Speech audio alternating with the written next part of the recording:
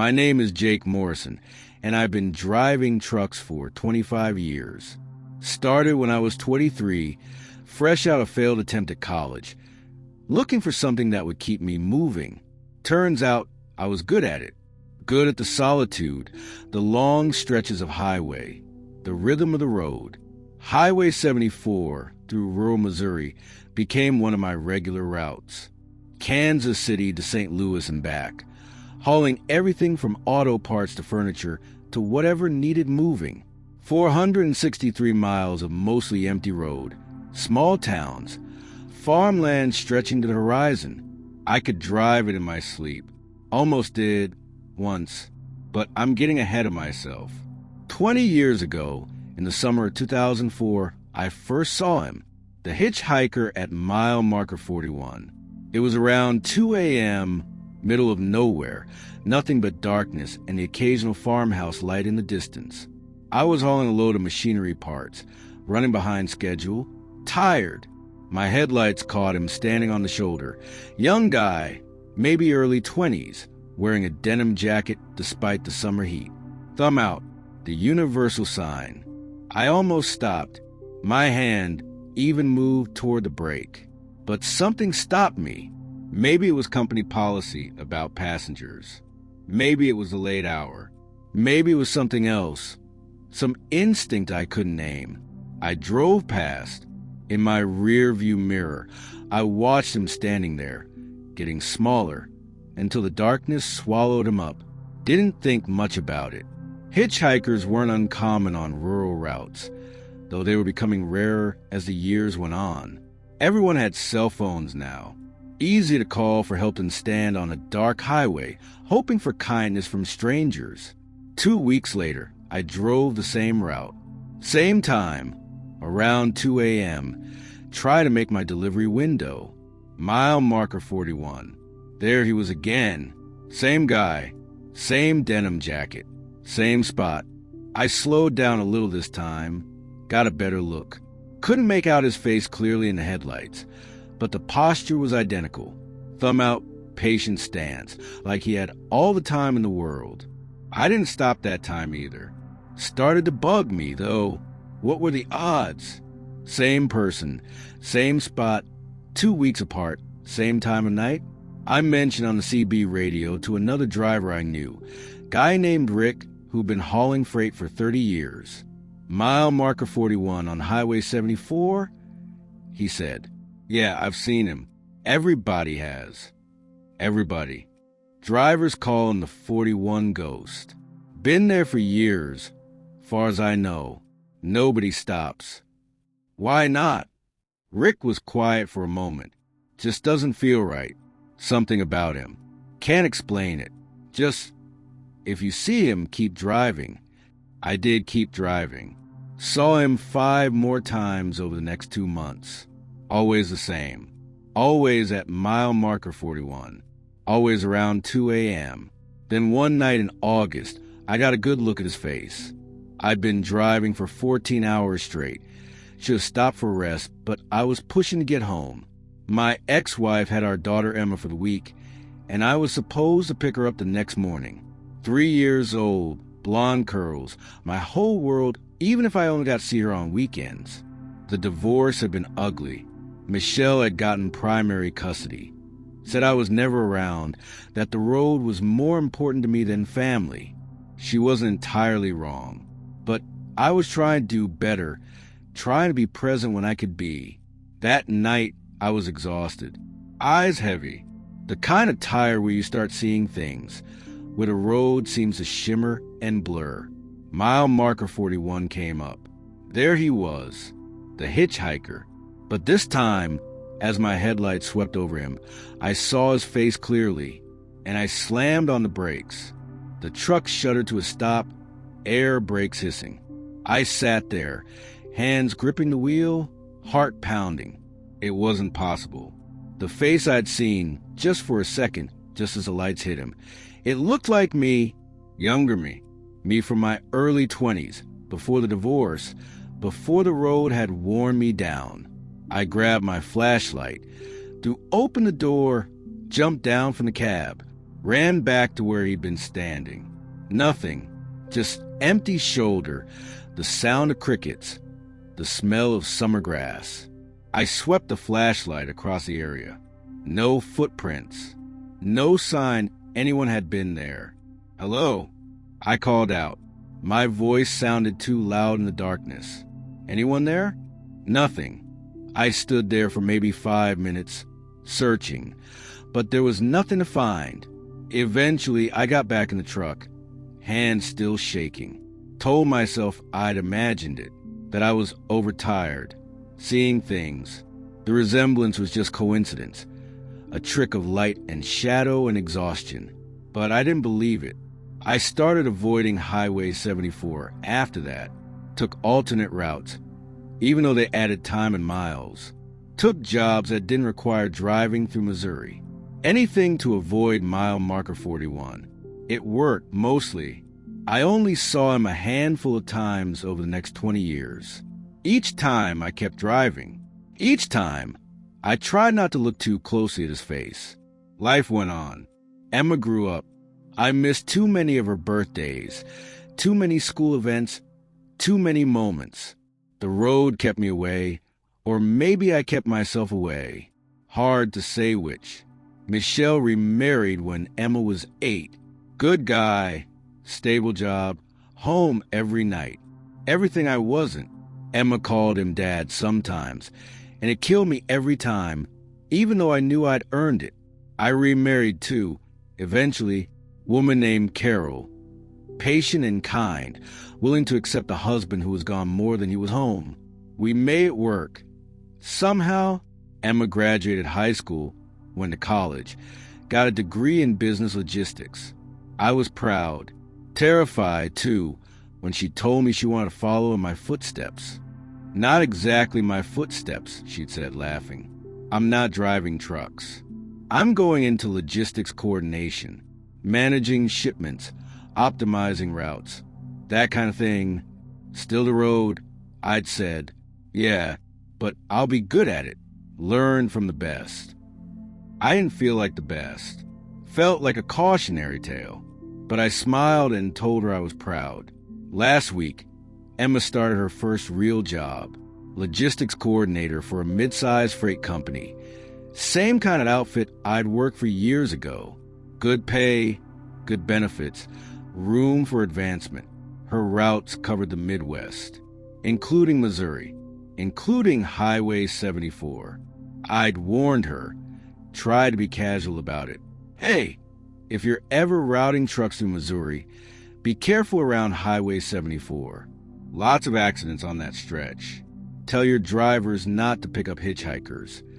She'd given me a strange look. "Dad, nobody picks up hitchhikers anymore.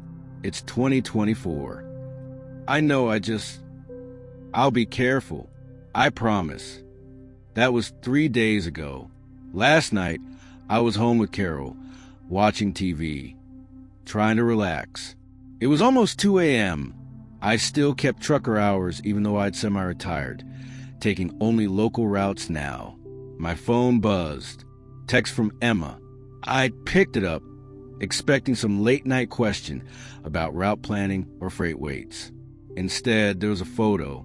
The hitchhiker, standing in headlights, clearly visible, denim jacket, thumb out, but he was holding something, a piece of cardboard like a sign, and on it, written in black marker, Jake Morrison.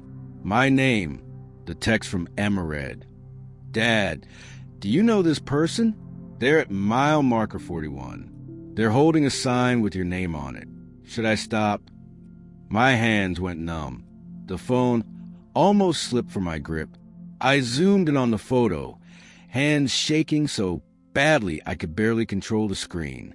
The face. I could see the face clearly this time. It was me, 28-year-old me, exactly as I had looked in 2004. Same denim jacket I used to own, donated to Goodwill years ago. Same haircut, same build, same scar on my left eyebrow from a bar fight when I was 25. Impossible. But there it was. I called Emma immediately. Straight to voicemail. Tried again. Voicemail. Texted, do not stop. Keep driving. Call me now. Watch the screen. The message showed as delivered. Then read, but no response. I called again. Voicemail. Carol. I said, my voice coming out strangled. I need to go. It's Emma. Carol looked at me, concerned. What's wrong? Is she okay? I don't know. I have to go to her. Now. I was already grabbing my keys, my jacket. Carol followed me to the door. Jake, what's happening? You're scaring me. I'll explain later. I promise. I have to get to Highway 74. That's 3 hours away. I know. I kissed her, ran to my truck. My hands were shaking so badly it took 3 tries to get the key in ignition. As I pulled out of the driveway, my phone buzzed again. Another text from Emma's number. Just a photo this time. No message. Emma's truck. Pulled over on the shoulder of a dark highway.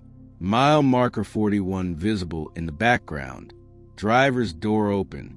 Headlights still on. And Emma nowhere in sight. In the background of the photo, barely visible in the darkness beyond the headlights, I could see 2 figures. Walking away from the truck.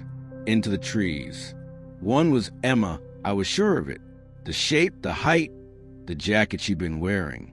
The other was smaller, slighter, wearing a denim jacket. The young man who looked like me. I pressed the accelerator to the floor. 3 hours to Highway 74. I'd make it in 2. I had to. The drive to Highway 74 was the longest 3 hours of my life. Or 2 hours, technically. I was pushing 90 miles an hour on empty interstates, blowing past speed limit signs, praying no state troopers were working a night shift. I kept trying Emma's phone. Every few minutes, I'd hit redial, listen to it ring twice, then go to voicemail. This is Emma Morrison. Leave a message and I'll get back to you. Cheerful, bright, alive. I left messages. Dozens of them. Emma, it's Dad. Call me back. Please. I'm coming to get you. Just stay where you are. Don't go anywhere with anyone. I'm coming. Between calls, I tried to make sense of what I'd seen in that photo. The figure that looked like me at 28. The impossibility of it. People don't stay the same for 20 years. Don't stand in the same spot, wearing the same clothes, waiting, unless they're not people anymore.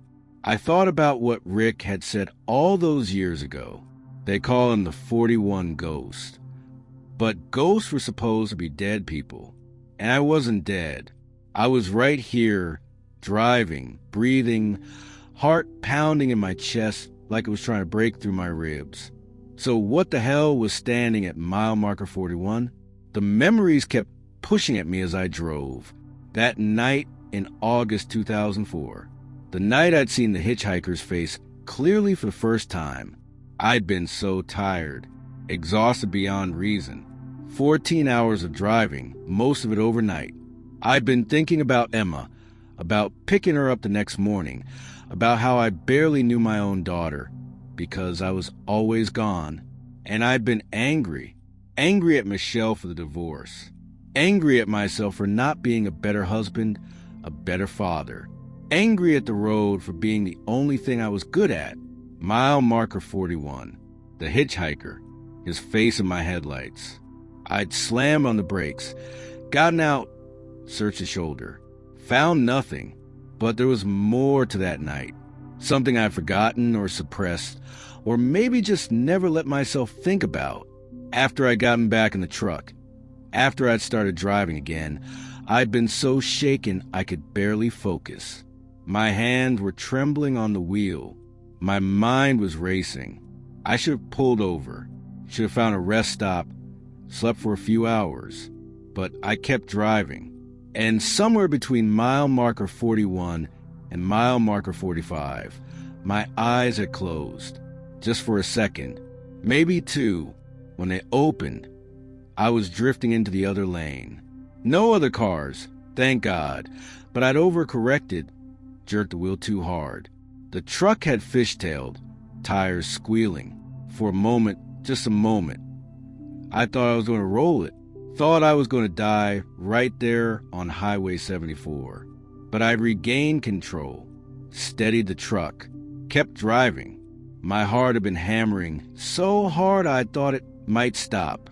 I pulled over at the next exit, sat in a parking lot for 20 minutes just trying to breathe. That was the closest I'd ever come to a serious accident, the closest I'd come to dying on the road. And it had happened right after mile marker 41. I'd never driven Highway 74 at night again after that. Always took daytime routes, or different highways altogether. Told myself it was just changing up my routine, keeping things fresh. But really, I'd been running. Running from whatever I'd seen. Running from how close I'd come to disaster. Now, 20 years later, I was racing back to the same spot. Because my daughter was there. Because something wearing my face had taken her. I pushed the truck harder, watching the GPS count down the miles. 2 hours became 90 minutes. 90 minutes became an hour. My phone rang. I grabbed it so fast I nearly dropped it. Emma? No. Sir, this is Sergeant Williams with the Missouri State Highway Patrol. Am I speaking with Jake Morrison? My stomach dropped. Yes. What's wrong? Is it my daughter? Emma Morrison? Is she... Mr. Morrison, we received a call about an abandoned vehicle on Highway 74, mile marker 41. The truck is registered to Emma Morrison, listed as an employee of Midwest Freight Solutions. We have you listed as her emergency contact. Is she there? Did you find her? Sir, the vehicle was found approximately 45 minutes ago by a passing motorist. The engine was still running, driver's door open. We've searched the immediate area, but there's no sign of the driver. I'm on my way there now. I'm about an hour out. Sir, I need to ask, was the last time you spoke with your daughter? She texted me around 2 a.m., maybe 2:15. Sent me a photo of... I stopped. How could I explain the photo? She was asking me about someone she'd seen on the road. What time is it now, Mr. Morrison? I checked the dashboard clock. 4:47 a.m. So, approximately 2.5 hours ago. And you haven't heard from her since? No. I've been calling. It goes to voicemail. We recovered her phone from the vehicle. It was on the driver's seat. Battery is still charged, no signs of damage. She'd left without her phone. Or someone had taken her and left the phone behind. Mr. Morrison, is there any reason your daughter would have left her vehicle voluntarily? Any mental health concerns? Any? No. I cut him off. Emma wouldn't just walk away from her truck in the middle of nowhere at 2 a.m. Something happened to her. Someone took her. We're treating this as a potential missing person case. We have units searching the area. But Mr. Morrison, I have to tell you, there's no evidence of a struggle. No signs of foul play. The truck was in perfect condition. Keys in the ignition, nothing disturbed. I'm telling you, someone took her. We'll continue searching. When you arrive, please check in with the officer on scene. And Mr. Morrison, drive carefully. I know you're worried about your daughter, but we don't need 2 incidents tonight. He hung up. I pressed harder on the accelerator. 45 minutes later, I saw the flashing lights. 2 Missouri State Highway Patrol cars, an ambulance on standby, Emma's truck sitting on the shoulder exactly as shown in the photo. I pulled over behind the patrol cars, killed the engine, jumped down from the cab. A state trooper approached me. Mr. Morrison? Where is she? Where's my daughter? Sir, we're still searching. We've had dogs out here for the last 30 minutes. They picked up a scent leading into the woods over there, but it stops about a quarter mile in. Just stops, like she vanished. I looked where he was pointing. Trees, darkness, nothing else visible. I'm going in there. Mr. Morrison, I can't let you do that. This is an active investigation. That's my daughter. I'm going. I started walking toward the trees. The trooper called after me, but I ignored him. I had a flashlight in my pocket. I pulled out, clicked it on, swept the beam across the ground, and I saw them. Footprints. 2 sets. One set matched them as boots. I'd seen her wearing them when she'd visited last weekend. The other set was smaller. Men's shoes, maybe size 9 or 10. My size. I followed the tracks into the woods, the trooper still calling after me. But I was already gone, pushing through underbrush, following the trail. The tracks led to a narrow dirt road, almost invisible under the overgrown vegetation. Old asphalt, cracked and buckled, nature reclaiming it. I followed the road deeper into the woods. It curved to the left, then to the right, winding through the trees. And then I saw it, a sign, weathered, faded, the reflective paint mostly gone, but still legible in my flashlight beam. Exit 41 to 500 feet. I stopped walking. Exit 41. But there was no exit 41 on Highway 74. Never had been. I'd driven this route hundreds of times over 25 years. I knew every exit, every mile marker, every landmark. There was no exit 41. I kept walking. The dirt road opened up into a proper exit ramp. Concrete, cracked and overgrown but clearly man-made. A ramp leading up to an overpass, or where an overpass should have been. More signs, all marked exit 41. All weathered like they'd been here for decades. The ramp curved upward. I climbed it, breathing hard, flashlight beam cutting through the darkness. At the top, the ramp leveled out onto a service road. The kind of road that's supposed to connect an exit to nearby towns or facilities. But this road didn't go anywhere. It curved in a wide loop, maybe half a mile around, and fed back into itself. A loop leading nowhere, going nowhere, just circling endlessly back to its own beginning. And under a broken streetlight at the far end of the loop, I saw them, 2 figures. Emma, standing with her arms wrapped around herself, looking confused and scared. And next to her, the hitchhiker, the young man wearing my face, wearing my denim jacket from 2004, wearing my face exactly as it had looked 20 years ago. He saw me, smiled. "Jake," he called out. His voice was mine. Same pitch, same cadence. "You finally stopped." I ran toward them, flashlight bouncing wildly. "Emma, get away from him." Emma turned to look at me, her face pale in the dim light. "Dad, what are you doing here? How did you find?" "Come here. Now, get away from him." But she didn't move. She looked at me, then at the young man, then back at me. "Dad, he says he's you. From before. He says he's been waiting here for 20 years. I reached them, grabbed Emma's arm, tried to pull her away. The young man, my younger self, didn't try to stop me, just stood there, watching. "You left me here," he said quietly. "August 14th, 2004. You drove past mile marker 41, and you left me here." "I don't know what you are," I said, "but you're not me. I'm me. I'm right here." He tilted his head, studying me. The gesture was familiar. I did that when I was thinking, when I was trying to puzzle something out. "Are you?" he asked. "Are you sure about that, Jake?" And that's when the memories hit. Not just fragments, not just glimpses, everything.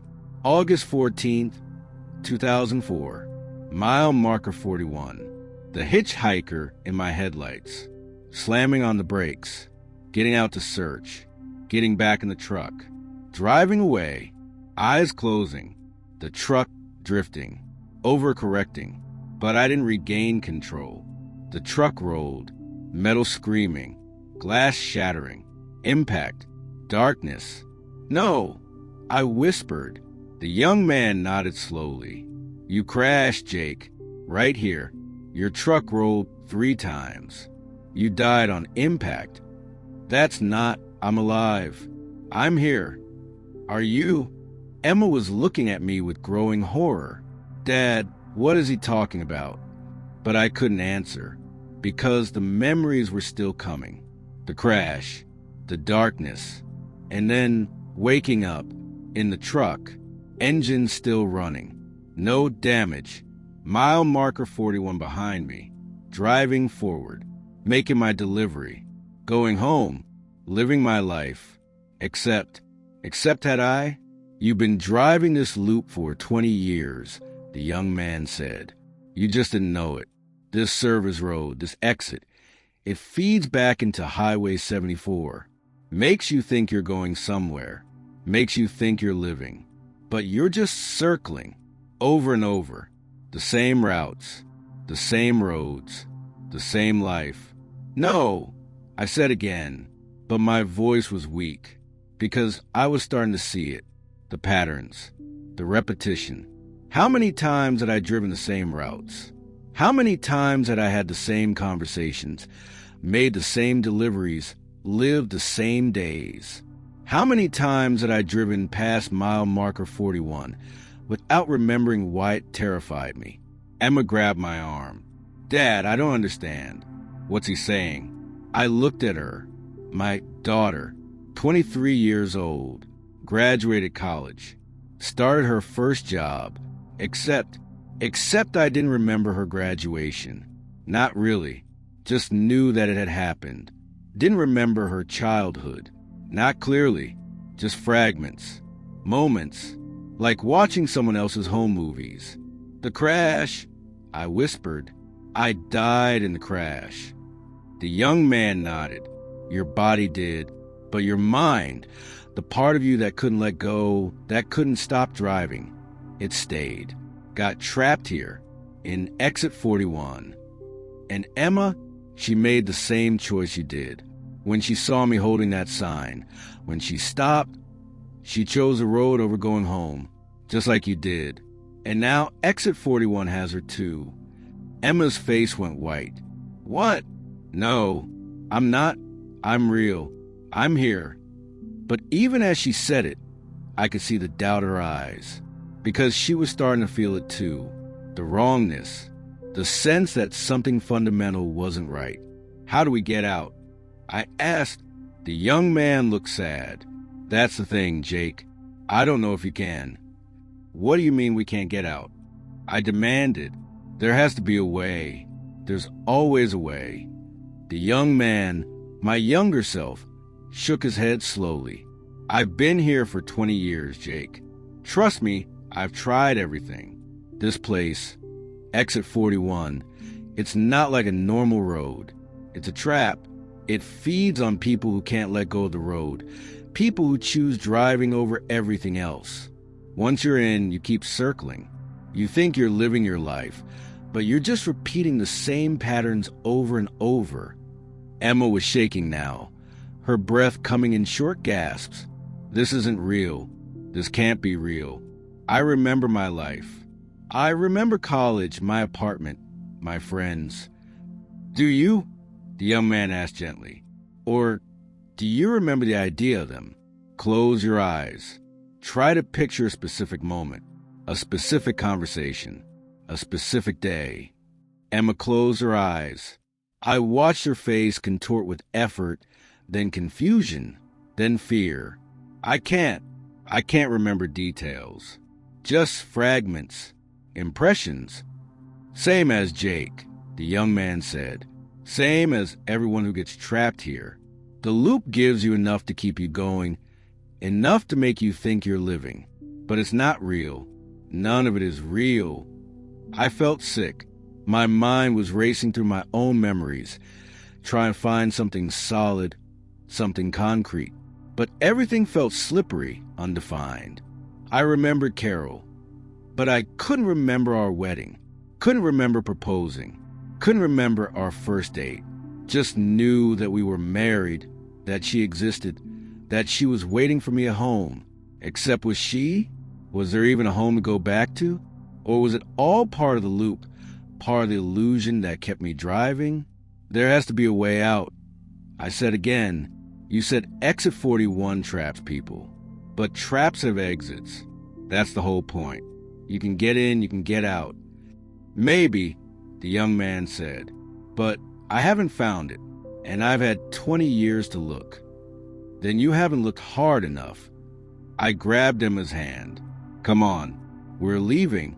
We're walking back to the highway, getting in my truck and driving away from here. Jake, it won't work. I don't care. We're trying. I pulled Emma with me, back down the service road toward the exit ramp. The young man didn't try to stop us, just stood there under the broken streetlight, watching us go with sad eyes. We reached the exit ramp and descended. The dirt road stretched ahead of us, leading back through the woods toward Highway 74. I could still see the flashlight beams from the search party in the distance, hear voices calling Emma's name. We're almost there, I said, just a little further. But even as I said it, I felt wrong. The dirt road seemed longer than it had been. The trees seemed to press closer. The darkness seemed thicker. We walked for what felt like 10 minutes. Should have reached the highway by now. Should have seen the patrol cars, the flashing lights. Instead, we rounded a curve and found ourselves back at the exit ramp, back at exit 41. The young man was still standing under the streetlight, exactly where we'd left him. I told you, he said quietly. The loop doesn't let you leave. It feeds back into itself. You can walk for hours, drive for days, but you always end up right back here. Emma made a sound that was half sob, half scream. She pulled away from me, stumbled a few steps, then sank to her knees on the cracked pavement. This isn't happening. This isn't real. I knelt beside her, put my arm around her shoulders. She was cold, trembling. It's okay. We'll figure this out. We'll find a way. How? She whispered. How do you escape from something that doesn't make sense? How do you get out a road that loops back on itself? I didn't have an answer. I looked up at my younger self, still standing there like a ghost haunting his own past. You said you've been trying to escape for 20 years. What have you tried? He walked toward us, his footsteps echoing on the empty service road. Everything. I've tried walking in different directions. I've tried destroying the signs, breaking the road surface, setting fires. Nothing works. The loop repairs itself. It always repairs itself. He sat down on the curb, looking tired in a way that went beyond physical exhaustion. For the first few years, I thought I was going crazy. Thought maybe I'd had a mental breakdown. But then I started seeing the others. Others. Emma looked up, her face streaked with tears. Other drivers. Other people trapped in other loops. Exit 41 isn't the only one. There are others scattered across the country. Different highways, different exit numbers, but all the same basic structure. A road that feeds into itself. A trap for people who can't stop running. How many? I asked. I don't know. I've seen maybe a dozen. Met a woman once. She was trapped in exit 17 somewhere in Texas. Said she'd been there since the 1980s. A man in exit 33 in Arizona. Trapped since the 90s. They're all over. Invisible to the normal world, but real to us. Real to the people caught in them. I stood up, helping Emma to her feet. My mind was working through a problem like a logistics puzzle. Okay, so we're trapped in a loop, but loops are mathematical constructs. They have rules. If we can understand the rules, we can find exception. The young man looked at me with something that might have been hope. What kind of exception? Every system has a breaking point. Every pattern has a flaw. Exit 41 exists for a reason. Someone built it, right? This isn't natural. Someone or something created this trap, which means it has parameters, limits, weaknesses. I've thought about that, the young man said. The exit was built in the early 1980s. part of a highway expansion project that got canceled. The ramps were constructed, but the service road was never finished, never connected to anything. The state abandoned it, left it to rot. But that doesn't explain how it became this. Emma wiped her eyes, her analytical mind starting to engage with the problem. Abandoned construction projects don't usually trap people in time loops. There has to be something else, something specific to this location.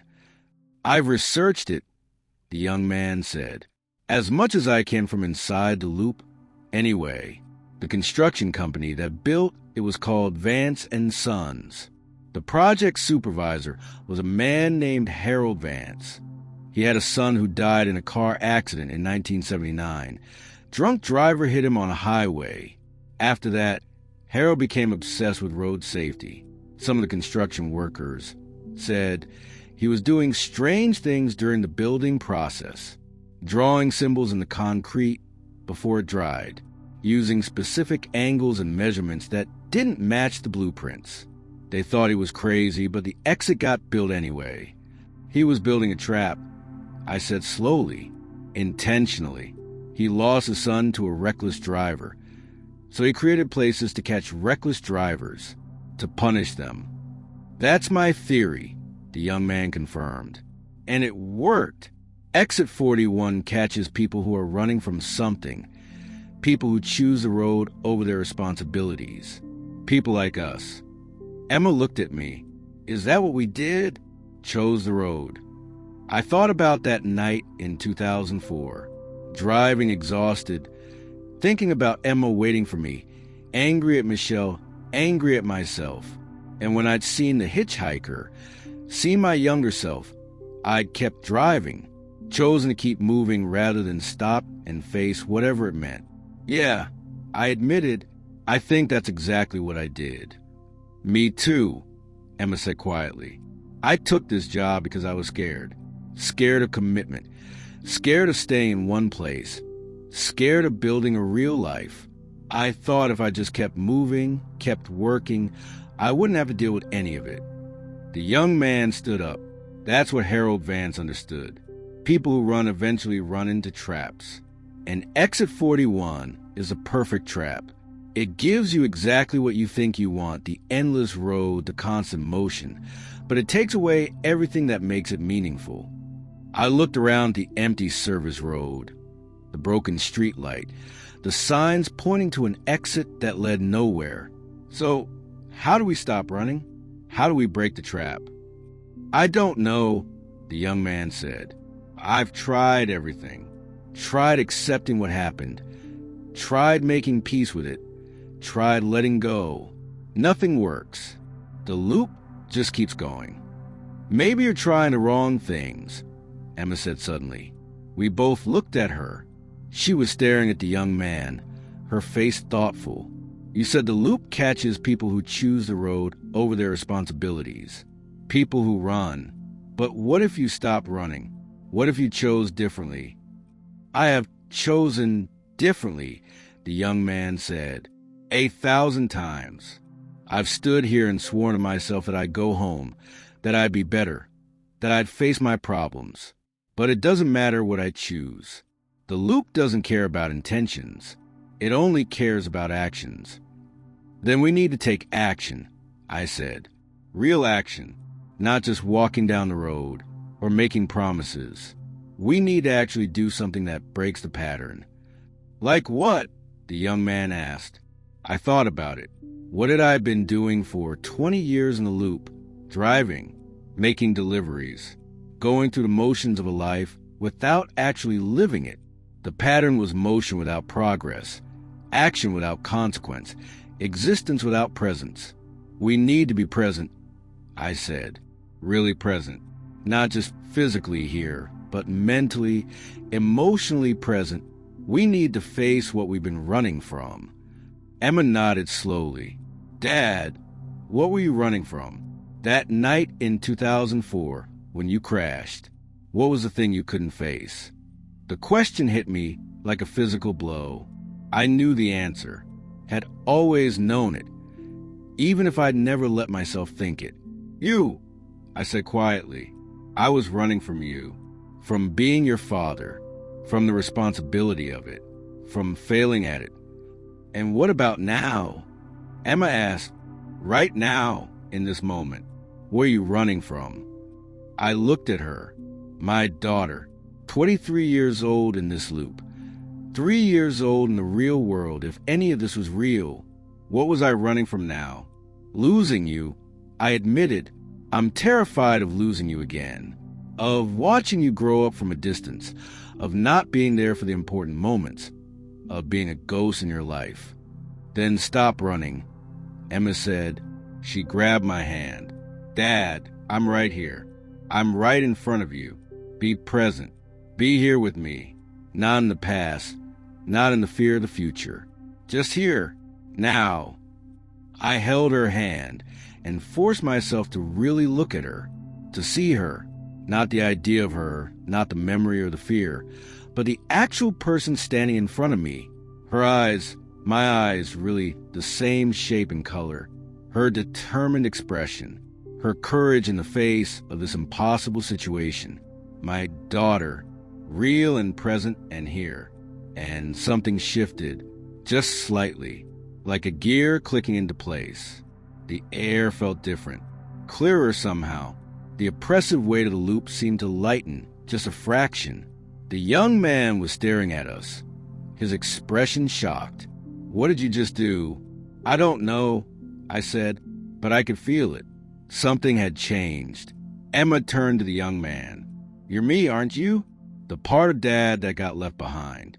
The part that's been trapped here. I'm the part that died in the crash, he said. The part that couldn't let go. Then let go, Emma said. Let go and come with us. We're not leaving you here. I can't. Yes, you can. You're not separate from him. You're part of him. You always have been. Emma looked at me. Dad, you have to accept what happened. You died in that crash. For a moment, you were actually dead, and part of you, the part that was most afraid, most lost, that part got stuck here. But it doesn't have to stay stuck. You can take it back. You can be whole again. I looked at my younger self, this fragment of me that had been waiting for 20 years. Is that true? Are you really part of me? He nodded slowly. I think so. I think I'm the part of you that died that night. The part that was so scared and alone that it couldn't move forward. It just kept circling, kept trying to find a way back to the moment before everything went wrong. Then come back, I said. I held out my hand. It's time to come home. He stared at my hand like it was the most terrifying thing he'd ever seen. What if I can't? What if I'm too broken, too lost? Then we'll be broken together, I said. But we won't be alone, and we won't be running anymore. He took my hand, and the moment he did, I felt it, a rush of memories, real memories, flooding back. The crash, the fear, the moment of death and the choice that came after. The choice to keep driving, to never stop, to never face the consequences, but also the choice to come back, to try again, to be present. The young man's form began to shimmer, to fade, not disappearing, but merging, becoming part of me again. The separation that had lasted 20 years was finally ending, and as we merged, the loop began to break. I could feel it cracking, fracturing, the impossible geometry of the service road coming undone. The broken streetlight flickered. The signs began to crumble. The pavement beneath our feet started to dissolve. Hold on to me, I told Emma. She gripped my hand tight. The world went white, then dark, then white again, and then we were falling. We landed hard on asphalt, the impact knocking the wind out of me. I gasped, rolled onto my side, trying to orient myself. Emma was next to me, groaning but moving, alive. I sat up slowly, every muscle aching. We were on a highway, not the service road, not the loop, an actual highway with lane markings and mile markers, and the smell of hot asphalt in summer air. Highway 74. And there, 50 feet ahead of us, was a semi-truck, stopped at an angle across both lanes. The cab was crushed on the driver's side, glass everywhere, metal twisted, smoke rising from the engine. My truck, from 2004. Dad, Emma whispered. She was staring at the wreckage, her face pale. Is that the crash? I said. The night it happened. We stood up slowly. The world felt different here, more solid, more real. The oppressive rawness of the loop was gone, replaced by something else, something that felt like actual time, actual consequence. I walked toward the wreckage, Emma following close behind. As we got closer, I could see inside the cab. There was a body slumped over the steering wheel, young, maybe late 20s, wearing a denim jacket. Me, my younger self, dead or dying. This is the moment, I said quietly. This is where it happened, where I chose a loop instead of moving forward. How did you choose it? Emma asked. You were unconscious. You were dying. Not physically, but consciousness doesn't work like that. When you're dying, when you're in that space between life and death, you make choices. Maybe not with words, maybe not even with thoughts, but you choose direction, what comes next. I remembered it now with perfect clarity.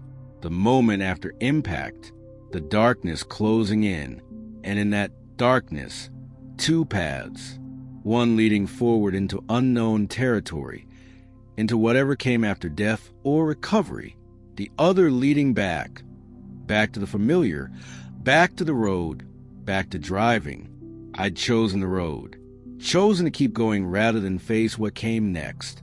And that choice had created the loop. So how do we fix it? Emma asked, how do we make a different choice? I looked at her, really looked at her, and I realized something. Emma, you're not supposed to be here. You weren't in the truck that night. You were at home with your mother. You were 3 years old. She stared at me. Then how am I here now? Because you made the same choice I did.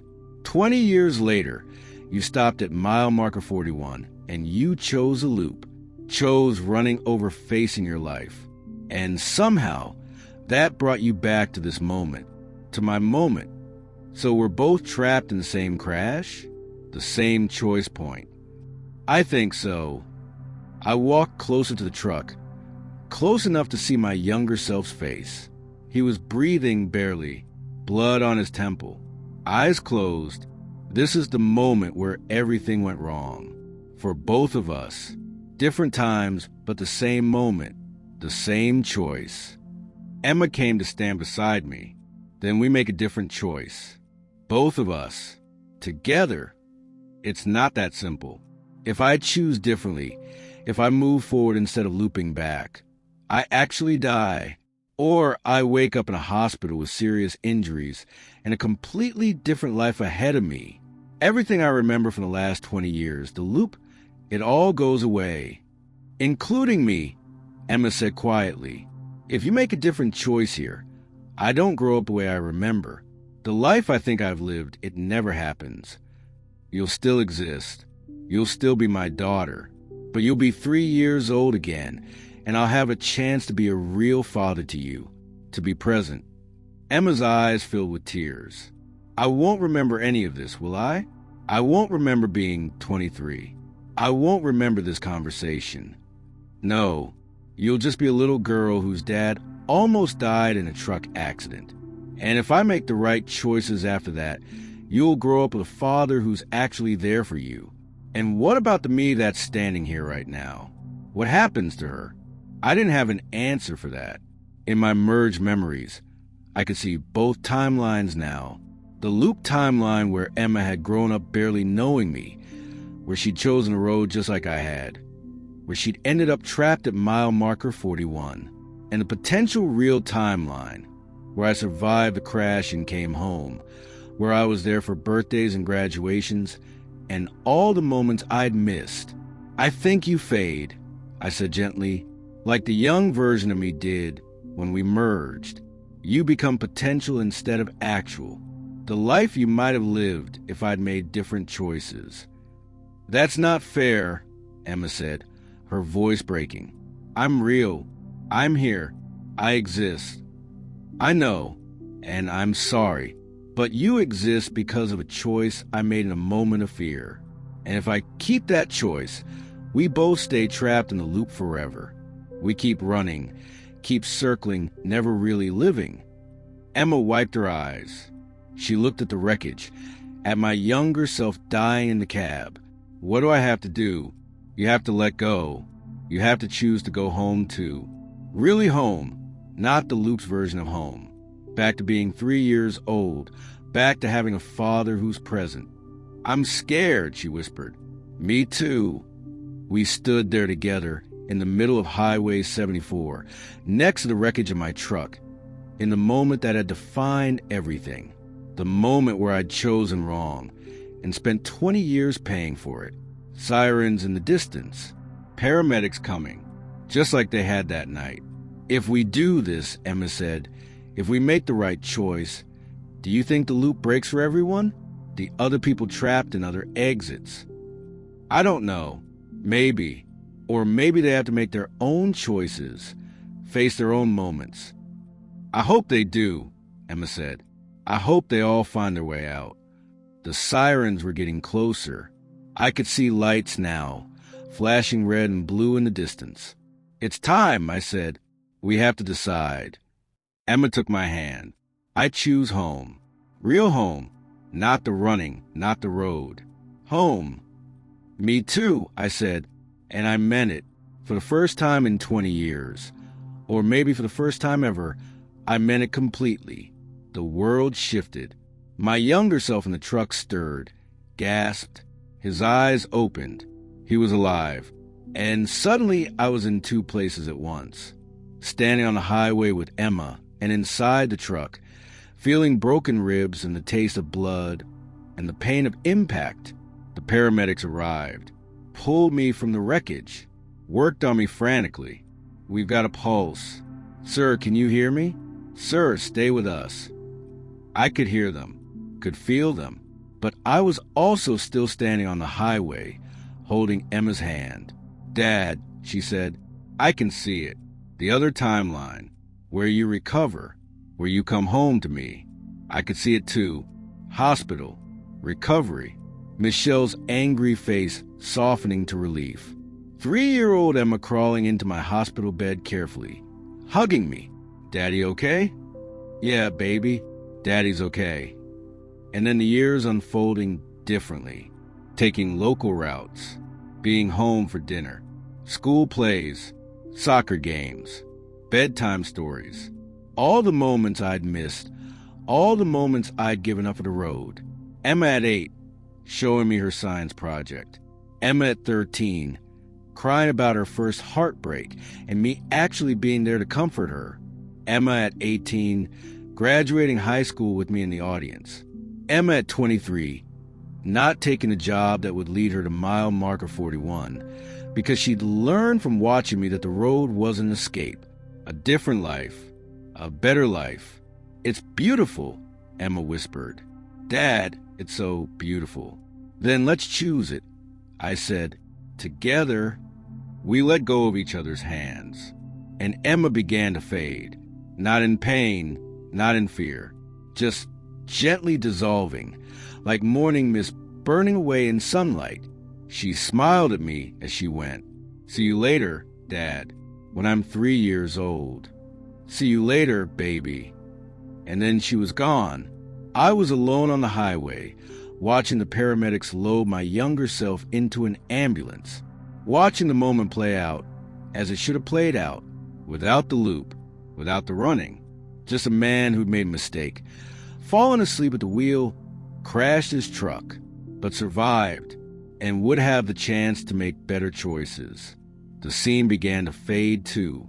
The highway, the ambulance, the flashing lights, all of it dissolving around me. I felt myself being pulled somewhere else, not back to the loop. The loop was breaking, fracturing, coming apart now that I'd made a different choice. But not forward to 2024 either. That timeline, the loop timeline, was unraveling. Everything I thought I'd lived for 20 years was coming undone, revealed as the illusion it had always been. Instead, I was being pulled to 2004, to the hospital, to recovery, to the beginning of a different life. The last thing I saw before everything went white was mile marker 41, and standing there, barely visible in the fading light, was a figure, an older man in construction clothes from the 1980s, Harold Vance, the man who'd built the trap. He was watching me with an expression I couldn't quite read. Not anger, not satisfaction, something else. Maybe respect, maybe regret. And then he was gone too, and everything was white, and then everything was dark, and then I woke up in a hospital bed, every part of my body screaming in pain. August 15th, 2004, the day after crash. Michelle was there, asleep in a chair next to bed. 3-year-old Emma was curled up in her lap, also sleeping. I tried to speak, but my throat was too dry. I reached out, managed to touch Michelle's hand. She woke up with a start, saw me conscious, and her eyes filled with tears. Jake, oh my God, Jake, you're awake. Emma, I croaked. She's fine. She wasn't in the truck, remember? She was at my place when you crashed. She's been so worried about you. Right, Emma hadn't been in the truck. That was the loop's version, the twisted version where she'd somehow been there. In reality, I'd been alone. Michelle gently shook Emma awake. Baby, look, Daddy's awake. Emma lifted her head, rubbed her eyes, saw me and broke into a smile. Daddy. Michelle helped her climb carefully onto the bed. Emma wrapped her arms around my neck, gentle even at 3 years old, somehow knowing I was hurt. Daddy okay? She asked. I held her as carefully as I could with broken ribs and bandaged arms. This was real. This was the moment. The choice I'd made had brought me here, to this second chance. Yeah, baby, I whispered, Daddy's okay. And I meant to keep it that way. The doctor said I was lucky. 3 broken ribs, a concussion, lacerations across my arms and face, and severe whiplash. But no spinal damage, no internal bleeding, no permanent injury. I'd be out of the hospital in a week, back to light duty in 6 weeks, fully recovered in 3 months. Lucky, that's what they kept saying. You're very lucky, Mr. Morrison. These single vehicle rollovers are usually fatal. You could have died.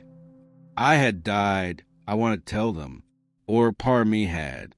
The part that couldn't let go of the road, that couldn't face being a father, that couldn't stop running. That part had died and spent 20 years trapped in a loop, circling endlessly, going nowhere. But I didn't say any of that. Just nodded and thanked them and took my pain medication and tried to figure out how to live this second chance I'd been given. Michelle visited every day, usually bringing Emma with her.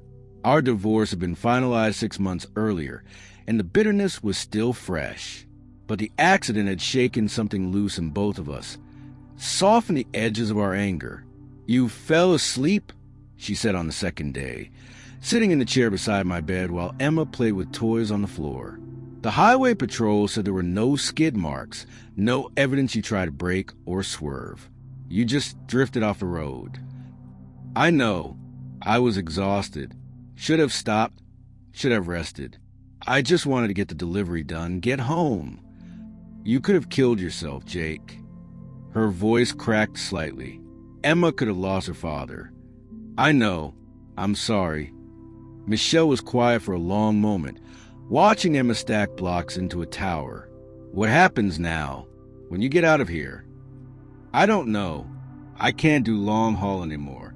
Not after this. Need to find something local, something that gets me home every night. She looked at me, surprise evident on her face. Really? You'd give up the road? For Emma? Yeah, I would. I saw the skepticism in her eyes. She'd heard me make promises before, promises to be more present, to be around more often. And I'd always broken them, always chosen the next delivery, the next route, the next escape. But this time was different. This time I'd seen what happened when I kept running. I'd lived it or a version of it for 20 years.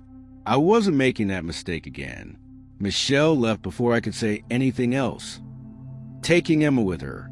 As they walked out, Emma turned and waved at me, her little hand opening and closing. Bye-bye, Daddy. Bye, baby. See you tomorrow. The door closed, and I was alone with my thoughts and my memories. Two sets of memories now, overlapping and contradictory. The loop timeline where I'd lived the same patterns for 20 years, where Emma had grown up barely knowing me. And this timeline, the real one, where I was just starting to understand what I'd almost lost. I slept fitfully that night, dreaming of service roads and broken streetlights and a young man who looked like me standing at mile marker 41. When I woke, I half expected to be back in my truck, driving the loop, the hospital just another illusion. But I was still in the bed, still in pain, still real. Over the next few days, I had other visitors. Rick, the veteran trucker who'd warned me about the 41 ghosts years ago. Except in this timeline, that conversation had never happened. In this timeline, I'd never mentioned the hitchhiker to anyone. Had just kept driving past mile marker 41 until the night I crashed. Hell of a thing, Rick said, settling into the visitor's chair. Heard you rolled it 3 times. Miracle you're alive. Yeah, miracle. Company's been asking about you, wondering when you'll be back on the road. I thought about it. The company, the routes, the endless highways. In the loop timeline, I'd kept driving for them for years, or thought I had. But now, looking at Rick's concerned face, I felt nothing but distance from that life. I'm not going back, I said. Not the long haul. I'm done.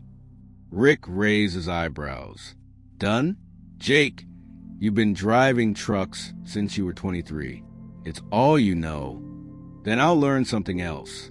Something that keeps me home. It's the accident talking. Give a few months, you'll get that itch again. The road gets in your blood. You know that. But I did know. I knew exactly what happened when you let the road get in your blood, when you chose it over everything else. I'd seen the consequences. Not this time, I said. I'm staying home. Rick left looking unconvinced, but I didn't care. I knew what I had to do.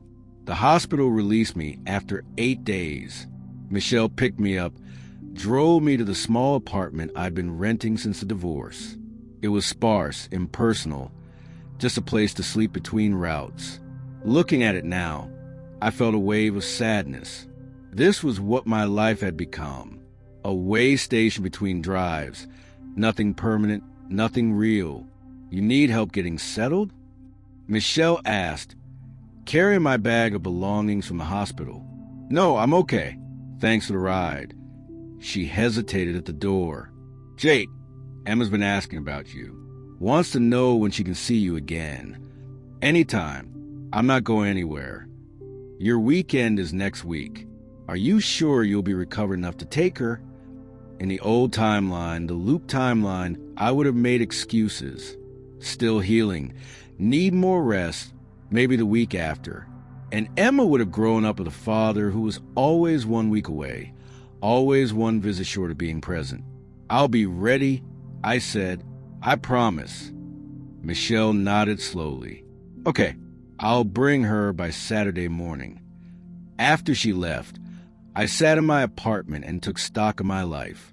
38 years old, divorced, estranged from my daughter, no real friends, no hobbies, no identity beyond being a truck driver.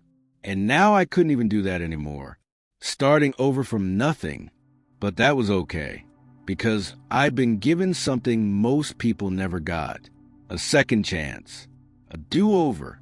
the opportunity to choose differently. I spent the next week recovering and planning. Called the trucking company. Officially resigned from long haul. They tried to convince me to stay. Offered light duty, local routes. I took the local offer. Something that would keep me in the area, home every night. I also started looking at apartments closer to Michelle's house. Closer to Emma. Somewhere she could visit easily. Somewhere I could actually be part of her life. Saturday morning arrived. Michelle showed up at 9 with Emma, who ran into my apartment with the boundless energy of a 3-year-old. "Daddy, you're home." I knelt down carefully, ribs still healing, and hugged her. She smelled like strawberry shampoo and something sweet, maybe syrup from breakfast. Real, solid, mine. "Yeah, baby, I'm home." Michelle stood in the doorway, watching us. "I'll pick her up at 6? "That works." "Thanks, Michelle." After she left, Emma and I spent the day together. Nothing special, nothing elaborate. We watched cartoons, ate macaroni and cheese for lunch, read picture books, took a walk to the park, where she played on the swings, and I pushed her, careful not to strain my ribs. Simple things, normal things. Things I had missed in the loop timeline or had only experienced as distant fragments. At one point, sitting on a park bench watching him on the slide, I had a strange moment of double vision. I could see this Emma, 3 years old, laughing and playing. And I could also see the other Emma, the 23-year-old from the loop, standing at exit 41, choosing to let go so this version could exist. "Thank you," I whispered to memory. "Thank you for choosing this." Emma ran back to me, grabbed my hand. "Daddy, come play." And I did. I played with her, was present with her, chose her over everything else. Because that's what she'd given up everything for. That's what my choice had made possible. When Michelle picked her up at 6, Emma hugged me tight. "See you next week, Daddy?" "Yeah, baby. Next week. I promise." After they left, I sat in my apartment and felt something I hadn't felt in a long time. Maybe ever. Peace. Not happiness exactly. Not yet. But the foundation of something that could become happiness. The sense that I was on the right path, making the right choices. The weeks turned into months. I healed, went back to work on local routes, started building a real life. Found a better apartment. Started seeing a therapist to work through divorce and the accident. Started being present for Emma's visits, never missing a weekend, never making excuses.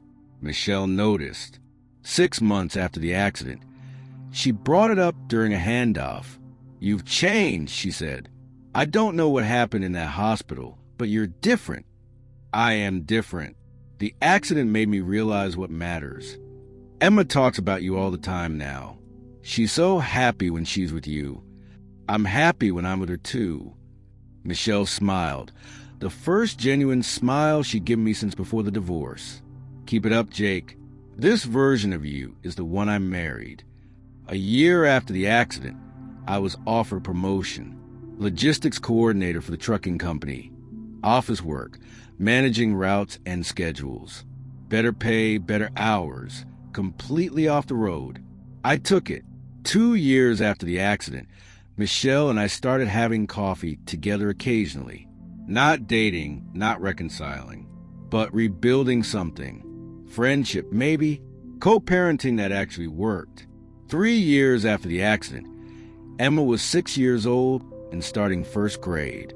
I was there for her first day, taking photos, walking her to classroom. She held my hand the whole way. "You'll be here when school ends?" she asked nervously. "I'll be here. I promise." And I was, every day, because that's what I'd chosen. That's what the loop had taught me. One evening, about 4 years after the accident, I was driving home from work. Not in a truck anymore, just a regular car, taking regular roads. The route happened to pass near Highway 74. I thought about taking it, just to see, just to check if mile marker 41 was still there. But I didn't. Some things were better left alone. Some roads weren't meant to be traveled twice. Instead, I drove straight home where Emma was waiting. Michelle had dropped her off for the weekend, and we were going to make pizza together, watch a movie, be normal, be present, be home. That was enough. More than enough. Years continued to pass.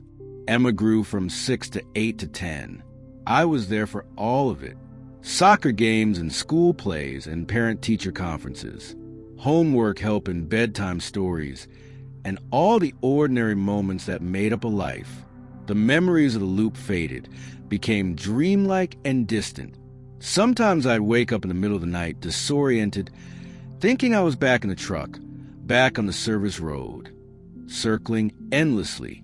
But then I'd hear Emma breathing in the next room, or Carol would roll over beside me, and I'd remember. This was real. This was the life I'd chosen, and it was worth everything I'd given up to have it. 15 years after the crash, I was standing in the backyard of the house I bought 3 years earlier, watching Emma blow out 18 candles on her birthday cake. Michelle was there, and Carol, and a dozen of Emma's friends from high school. Normal, happy, real. Emma had grown into an incredible young woman. Smart, confident, kind. She'd gotten accepted to 3 different colleges, was planning to study business management, had a good head on her shoulders, knew what she wanted, wasn't running from anything. She was nothing like the Emma from the loop. That Emma had been lost, searching, using the road as an escape just like I had. This Emma was grounded, present, whole. After the party wound down and her friends left, Emma and I sat on the back porch while Michelle and Carol cleaned up inside. "Thanks for this, Dad," Emma said. "It was perfect. You're only 18 once. Wanted to make it special. You make everything special. You always have." She looked at me thoughtfully. "Can I ask you something?" "Always." "Do you ever regret it? Giving up long-haul trucking? I know you loved it, and you gave it all up after the accident." I thought about how to answer that. The truth was complicated. I loved the idea of it. I said slowly. The freedom, the independence, the constant motion. But I didn't love what it was doing to my life, what it was doing to us. The accident changed you. Yeah, it did. Made me realize what mattered. Emma was quiet for a moment. I've been thinking about my future, about college and careers and all that. And I keep coming back to logistics, like you, coordinating shipments, managing routes. I'm good at the organizational stuff, the problem solving. I felt a chill run down my spine. In the loop timeline, this was exactly what had happened. Emma following in my footsteps, choosing the road, ending up at mile marker 41.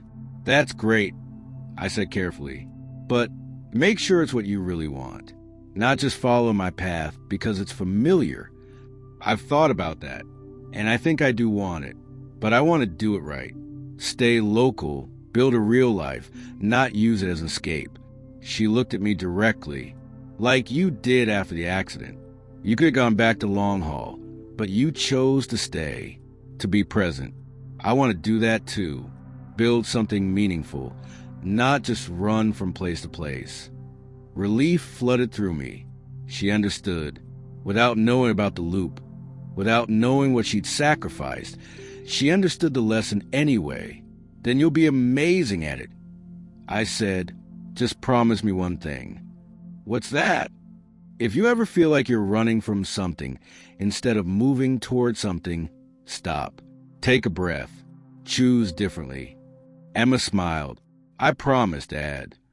That night, after everyone had gone home and the house was quiet, I stood in my bedroom and looked at my reflection in the mirror. 53 years old now, 15 years past crash. Gray in my hair, lines around my eyes. I looked tired but content, like someone who'd lived a real life, not just gone through the motions. My reflection looked back at me, perfectly synchronized. No delay, No separation. Just me, whole and present. I thought about the young man who'd been trapped at exit 41, the fragment of myself that had spent 20 years in the loop. Wondered where that version had gone when I'd made the different choice.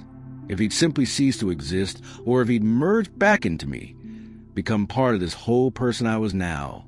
I like to think it was the latter, that the lessons learned in the loop, the understanding gained from that nightmare, had somehow carried forward, had made me into someone better than I would have been otherwise. The next morning, I was at the office when I got a call from a number I didn't recognize. Missouri area code. Hello, is this Jake Morrison? A man's voice, unfamiliar. Yes, who's this? My name is David Chun. I'm calling about my father, Michael Chun. He worked night security at Sterling Corporate Plaza in 2021. I found your name in some notes he left behind. I felt my stomach drop. Sterling Corporate Plaza. That wasn't part of my story, or shouldn't have been. But the name triggered something, a fragment of loop memory. Michael Chun, one of the trap drivers, one of the people stuck in the in-between. But that was from a timeline that didn't exist, wasn't it? I'm not sure how I can help you, I said carefully. My father disappeared 3 years ago, just vanished. The police investigated, but found nothing. Recently, I was going through his things, and I found a journal. Most of it doesn't make sense. Talks about mirrors and reflections and being trapped. But your name appears several times. He wrote that if he ever got out, he should find Jake Morrison, that you would understand. My hands were shaking. What happened to your father? That's what I'm trying to figure out. The last entry in his journal is dated the night he disappeared. It says, Jake Morrison found a way out. Exit 41. The loop can be broken. I have to try. And then nothing. I closed my eyes. The loop wasn't just my story. There had been others. I'd seen them. And apparently somehow my choice had rippled outward, had affected other loops, other trap drivers. Mr. Chun, I need you to tell me everything your father wrote, everything about the mirrors and the reflections. We talked for over an hour. David Chun read passages from his father's journal, describing experiences that matched my own loop memories. Being trapped, circling endlessly, seeing himself on security cameras in places he'd never been. And then, 3 years ago, something had changed. Michael had written about feeling a shift, a crack in the loop, a possibility of escape. The last thing he wrote, David said, was Morrison broke free. If he can choose differently, so can I. Tonight I make my choice. That was dated August 14th, 2019. August 14th, 15 years after my crash, to the day, the anniversary. Did they ever find any trace of him? I asked. His car was found parked near an old exit ramp on Highway 74. Exit 41, though there's no official exit 41 on that highway. The area was overgrown, abandoned. No sign of my father.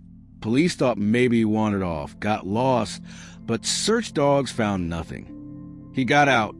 I said quietly, your father got out of the loop. I don't understand. What loop? Mr. Morrison, what happened to my father? I thought about how to explain it, how to make it sound sane.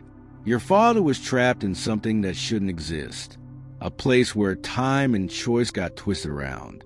And on August 14, 2019, he found a way out, made a different choice than the one that trapped him.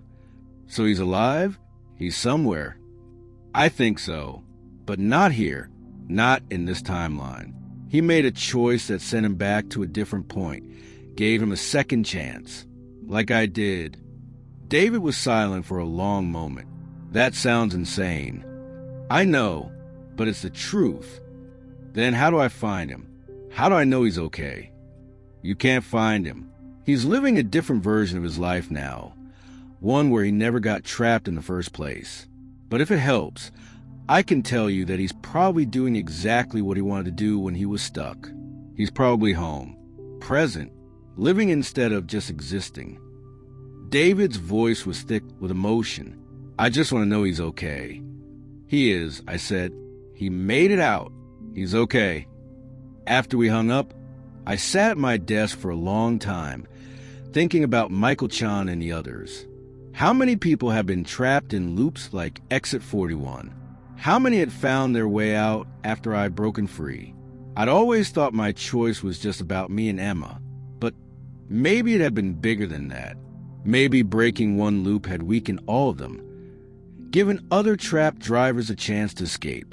That night, I drove to Highway 74 for the first time in 15 years. Drove to mile marker 41. The hitchhiker wasn't there. The spot where I'd always seen him standing was empty, just shoulder and grass and the darkness beyond. I pulled over, got out of the car, stood in the exact place where I'd seen my younger self so many times, holding that sign with my name on it. The air felt normal. No wrongness. No pull toward a hidden exit. Whatever had been here was gone now, dissolved when I'd made the different choice. I walked into the woods, following the faint trace of the old dirt road. It was barely visible now, almost completely reclaimed by nature. I pushed through underbrush until I found where the exit ramp had been. It was gone, just trees and undergrowth. No sign that a concrete ramp had ever existed. No weathered signs. No service road. No loop. Exit 41 had been erased from reality. I stood there for a while, remembering the young man who'd looked like me, the fear in Emma's eyes as she started to fade, the moment of choice, the moment when everything had changed. Thank you, I said to the empty air, to my younger self, to the loop timeline Emma who'd sacrificed herself, to everyone who'd been trapped and had somehow found their way free. Thank you for the second chance. No answer came, but I felt something shift, a warmth in the cold night air, like a door closing gently, like a story ending the way it was supposed to. I walked back to my car and drove home, to Carol, to the life I'd built, to the choice I made every single day to be present, to be home, to not run. Emma called as I was pulling into the driveway. Hey, Dad, are you free for lunch tomorrow? I want to talk to you about something. Always. What's up? I got my acceptance letter from the university today. I'm going to study supply chain management. I felt that familiar chill, that echo of the loop, but it was different this time. Emma wasn't running. She was choosing with clear eyes and a steady heart. That's wonderful, baby. I'm proud of you. Thanks. And Dad, I was thinking about doing an internship locally. There's a company here in town that does logistics coordination. I could live at home, save money, build experience. Would that be okay? She was choosing home, just like I had, just like she'd helped me learn to do. More than okay, I said. That sounds perfect. After we hung up, I sat in the car for a moment, looking at my house. Lights on in the windows. Carol moving around inside, probably making dinner. This life, this real, messy, beautiful life. I thought about the loop sometimes. About the 20 years I'd spent circling, thinking I was living when I was just existing. About the price Emma had paid to break free. About all the trap drivers who'd found their way out. But mostly I thought about what I'd learned. That running never gets you anywhere. That the road is seductive but empty. That the only way to really live is to stop, to be present, to choose home over escape. And I thought about the choice I'd made 15 years ago, bleeding and broken in a hospital bed, holding my 3-year-old daughter. The choice to stay, to be present, to not waste a second chance I'd been given. Every day since then had been another choice, another opportunity to run or to stay. And every day I'd chosen to stay. I got out of the car and walked into my house, where Carol was setting the table and asking about my day. Normal. real, home, and somewhere out there on other highways, other drivers were making their own choices. Some would choose the road, would end up trapped in loops of their own making. Others would choose home, would break free, would live real lives instead of ghost lives. I couldn't save them all, could only save myself and Emma, and maybe inspire a few others by example. But that was enough. I'd been given a second chance, and I hadn't wasted it. That was enough.